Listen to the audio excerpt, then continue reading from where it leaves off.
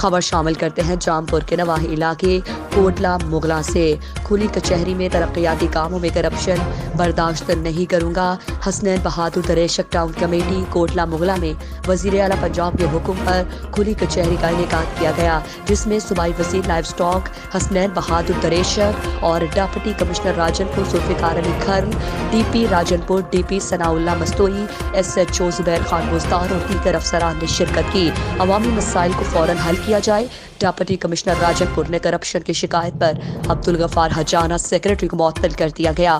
حسنین بہادر دریشک نے ترقیاتی کاموں میں کرپشن کی شکایت کا نوٹس لیتے ہوئے رپورٹ طلب کی۔ اسٹیل پل کو جلد مکمل کرنے، یوٹیلیٹی اسٹور پر چینی کے نایاب ہونے کا بھی نوٹس، ذمہ داروں کے خلاف فوری کارروائی عمل میں لائی جائے۔